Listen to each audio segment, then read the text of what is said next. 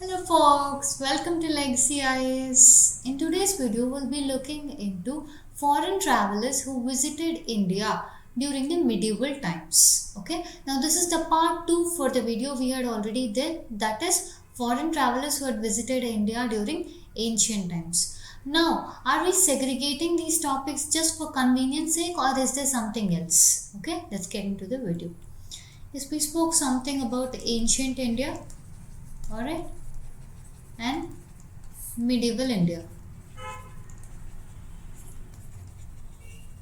Now here we are segregating something as ancient India, medieval India, modern, contemporary, not just because of convenience sake, but it is also because of the development at that point of time. Okay. Now whatever we call as ancient India, the kingdoms here or the rule here or the empires here, we can club them under one similar aspect.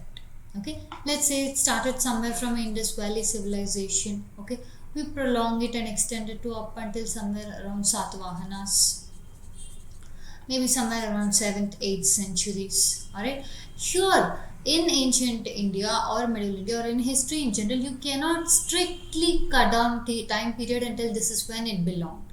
Okay, just for all the empires at this point of time, okay, they all had somewhat or somewhere similar characteristics, so we can club them under one. Okay, now medieval India we are calling, the development here was different. Okay, and also the empires or the kingdoms or the rules that they were to have, okay, they have a similarity, okay, or they fall under a similar category. Okay, thus here when the foreign travelers visited, they had different things to see about India. Okay, they had different things to record. Now when they come to medieval part of India, they have different versions. For example, here let's say you are Portuguese. Okay, your Portuguese travelers will come to India, write an account of it, and this will serve as a hand guide for further who will come to India for trade purposes. Whereas this did not perform the same functions. Rather, see, India is called as a land of spirituality or leader of spirituality. Now when here people, for example, Buddhism. Okay, India was a known place for Buddhism. Alright, everyone wanted to come, everyone wanted to read the scriptures, everyone wanted to see where the developments took place. Yes, here the travelers are different thing to write, here the travelers are different things to write. Thus the segregation is different. Alright, now let's look at what the foreign authors or travelers wrote or what is the significance of them. Now first let's segregate it based on the regionality. Arab or Persian travelers. Okay, first one is Abdur Razak. He visited India during the reign of Jayanagar Empire and of Devaraya II. Okay, now he was the ambassador. That is, from where did this traveler or ambassador come from? That is your Timurid dynasties. That is your Timurid dynasties Shahrukh emperor. Alright.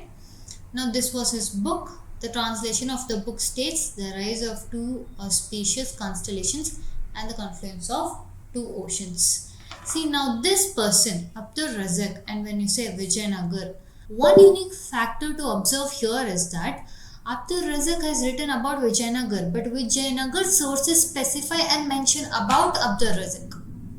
Okay, that is one thing. So his contribution is innumerable. Okay, not just to Jayanagar Empire, okay, but also to the place where he belongs. Alright, this is a very mutual case in this scenario.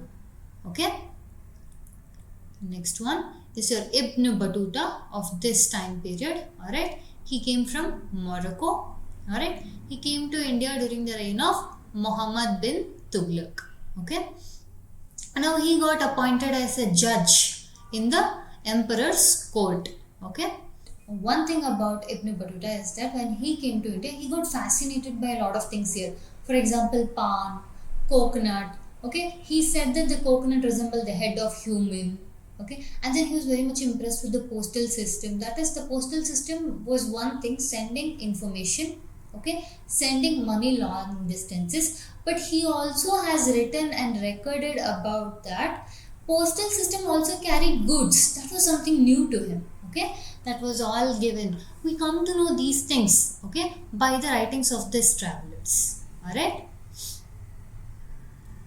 Next one is your Al-Biruni from Persia.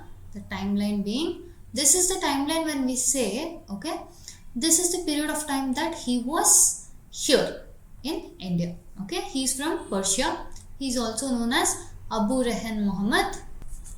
Muhammad Ghazni appointed him to study about India, India's society, okay, culture, religion, okay, administration, etc.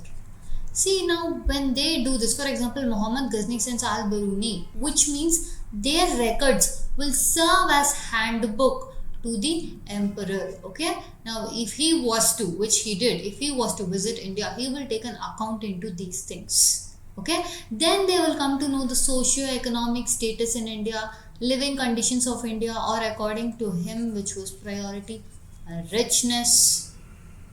Okay, the richness of India, all will be depicted under their works. Okay, that served as a hand guide for the rulers to take further course of action. Okay, now see, when we say Al-Biruni, okay, now one interesting feature you have to know is he used to be with other poets, other writers, other authors that meant from other religions also, Brahmins for that matter. He learned Sanskrit.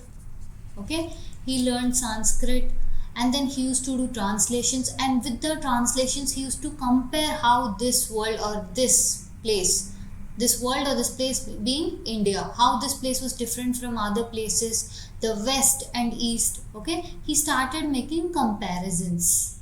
Okay, this was very important source of information that we have on India during medieval times, or what information the other kings or emperors had about India during medieval times. Okay, now his book is Kitabul Hind.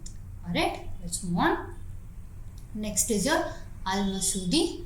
Okay, he is a Arab traveler. Okay, he was the first one to combine history and geography. Okay, and thus he is called Herodotus of the Arabs.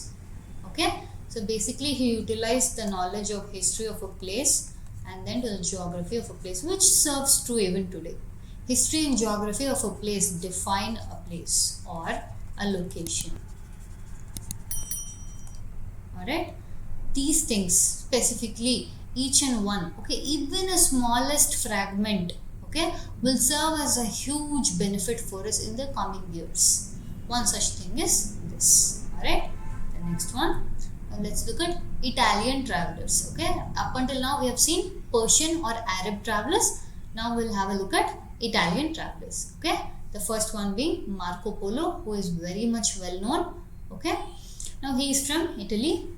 His book is The Travels of Marco Polo. Alright, now he is said to have visited, okay, he is said to have visited the southern kingdoms of Pandyas and then Kakatiyas.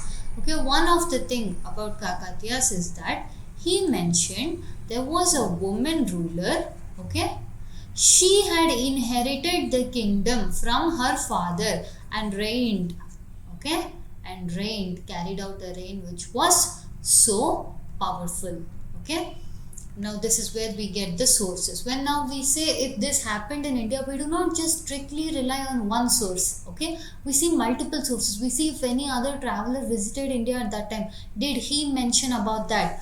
Why do we do that? Because that adds to the credibility. Okay, you cannot just stick to one source of information until this is what happened. You have to take the credibility. The same point has to be, okay, the same point has to be conveyed by multiple ones. Okay, by that we can tell, yes, this is a reliable source of information. Okay, because multiple people are telling, which means multiple people have seen it from different locations. Alright, next one is your Niccolo Conti. He was from Italy. Alright, he was during the reign of Devaraya I. One thing about Niccolo Conti is that he discovered a tomb of Senthong. Why is this important when he discovers a tomb of Senthong? Okay, this was where, okay, we will learn that, okay, there was Christian influence in southern areas also, in southern regions also, or in the regions that they have discovered or just seen. Now this was to show that there was Christian influence in this particular region. Alright, these traders, these travelers had one important thing. Okay, now the travels, okay, and trade, okay, the travel route, okay, which the trade will be carried out, okay, and between whom. Okay, when we say times immemorial, say Indus Valley civilization has had trade with its contemporaries. Who are its contemporaries? Come on, give out the answer. Who are the contemporaries of Indus Valley civilization? Egyptian civilization, Mesopotamian civilization. Yeah, let's keep it for this, for now, just these two. Okay, now we are telling that, okay, Indus Valley civilization had trade with them. How? For example, we have found seals of Indus Valley civilization here, alright, or there things here, right? So we see the exchange of things, okay. And here at medieval, this is ancient part, like we said, ancient part of India, we were able to see this. In the medieval part of India, we were able to tell there is, for example, when someone tells trade existed between Sumatra, China, India, that is because of the mentions of these travelers. Okay, that is one more source they served as to which country had relationship with other countries. Okay, for example, today we say Project Mossam. Okay, China tells OBOR or Silk Road. What are these things? They are trying to bring back. Okay, they're trying to bring back the roots or trades that they had before. Today we have multiple organizations in the form of SAARC, BIMSTEC, etc. What are those organizations? They are trying to link up countries, nearby neighbors, everything. Now, but they are trying to bring in an ancient element. Ancient element here in the sense historical element. Okay, the Project Mossam or Silk Route or anything, just to indicate we have had ties with them historically. On a diplomatic level, we are trying to connect with them, telling we have had ties since long back, since historically. Now we will continue with that because it is a globalized world. We need connections. Alright, we need stronger neighborhood policies. Understanding? Something that happened in medieval India still is valid and viable in your contemporary India. Okay, next one. Peter Mundi, again, he was from Italy. He visited India during the time of Emperor Shah Jahan. Okay, next is Niccolo Manucci. He visited during the reign of Jayanagar Empire. Okay, now he is mentioned in his works. See, when we say their works or books, we cannot take everything they tell us, yes, this is what happened, this is what was truth. Okay, for example, there was one story or one instance where he mentions he and his fellow Armenian, okay, traveler, they'll be traveling. Suddenly they'll see that there'll be a lighting pyre. Okay, pyre in the sense fire. This is fire, just think of it as fire. Okay, and then a woman was standing, okay, near the pyre, just about to enter. Okay, indicating what? Sati. Now he claims that he and his Armenian fellow will tell that let's save the woman. She looks at them and she gives a cry for help silently. Okay, so his friend grabs her, they take her, they convert her to Christianity, and that person marries her. That is, his Armenian friend marries her. Okay, and then she will lead a life which was to be given up here, but rather she lives with her new life. She begins her new life. This is a story mentioned. Now we do not know for sure if the story mentioned is true or not. Okay, but one thing we can know is, yes, there was some instances of sati seen that can be inferred. Okay, now as I said in the previous statement, these works, okay, if multiple sources are confirming to that, then it seems to have a credibility point. Okay, multiple sources have mentioned the occurrence of sati. Okay, the story is true or not, we don't have a source to we don't have a source to tell yes it happened or not, but one thing we can know is yes, this faction of sati existed. Okay, next one, let's look at Portuguese travelers. Okay, one is Duarte Barbosa. Alright, this is his book. Look at the time period 1516 to 1518. Okay, almost a time of Portuguese power in India. Okay, look at the mention of this Alfonso de Albuquerque. Okay, when this is mentioned, indicating direct Portuguese, okay, influence in India. The traveler mentions this. Okay, now he was there during the reign of Krishna Deva Raya. We said Europeans came. We also give a specific timeline. Yes, this is when they came, this is when they did. Okay, this is the wars they fought. How do we know? These are the sources. Understanding? Simple source. See, at this point of time, alright, at this point of time, Alfonso de Albuquerque. Thus, we can credibly state that if multiple sources have been telling the same thing, yes, Alfonso de Albuquerque was there at this point of time. Okay? Next one, Domenico Pace, the period of time. Okay? Now, he also visited during the reign of Jayanagar Empire. Okay? More specifically, Krishna Deva Raya's reign. Okay? Now, here, he compares the feudal system of Europe, okay, to Jayanagara. Here, look at this. Jayanagara system of Vijayanagar. He also accounts the occasion of Dasara that is happening every year. Next is your Nunes. He is a Portuguese traveler. Okay, he is not just a traveler, he is a chronicler, horse trader. Okay, he visited during the times of Vijayanagar Empire. Okay, and he gave vast number of information during the life. Now here by life we mean socio-economic, alright, cultural, okay, administration,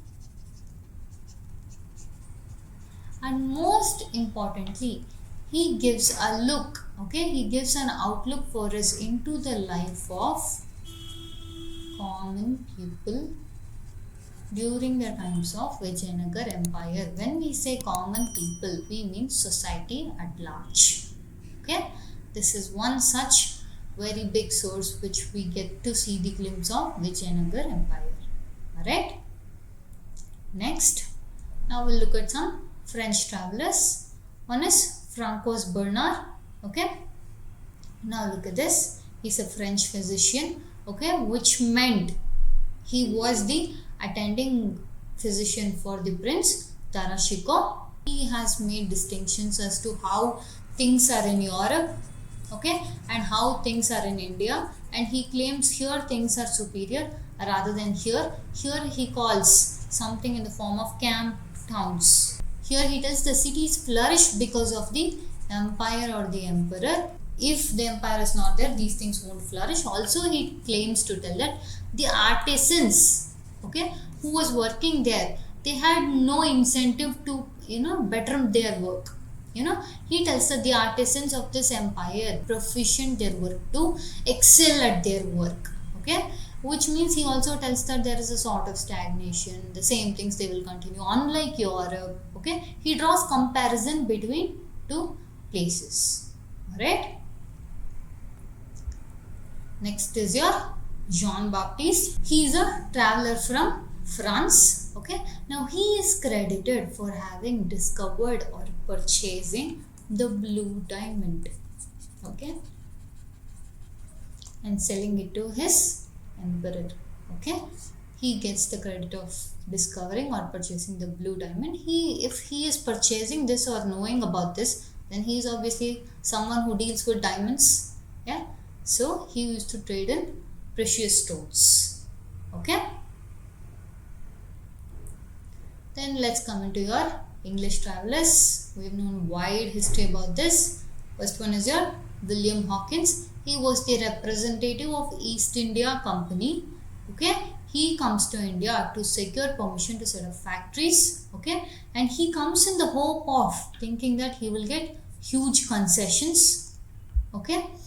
And then to set up factories. Okay, he comes during the reign of Jahangir. Okay, next one is your Thomas Road.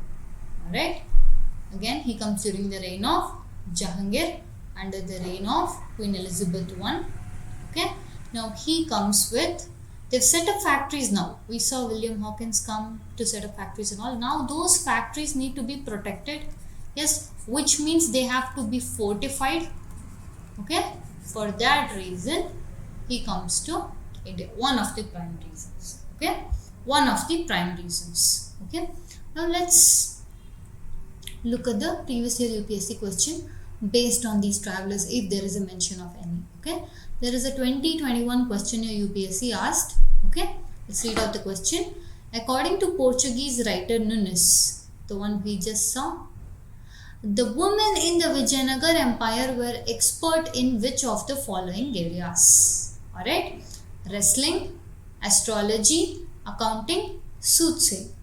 Remember when we were talking, alright, we said he gave a huge account on Jayanagar Empire. These, whatever they used to give, the life, okay, the glimpse into the life of common people, okay, that provided how the society was at that point of time. Okay, now the keyword here being Jayanagar Empire. Jayanagar Empire pe how the women were. Okay, now the thing is, were they into wrestling, astrology, accounting, soothsaying?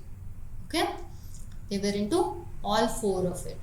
Alright, there have been instances where he has witnessed women in wrestling, okay, astrology, accounting, soothsaying.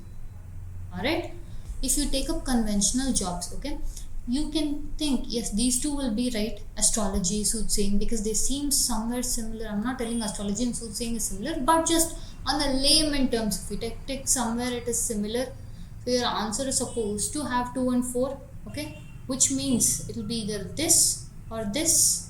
Right, 1 and 3 are remaining. That is your wrestling and accounting. Okay, Jayanagar Empire was a flourishing zone. Alright, which meant they could be into accounting. If we add that, we get the answer 1, 2, 3, 4. So this is your answer. Okay, now if you like our videos, please do subscribe to our channel and share it with your friends. Thank you.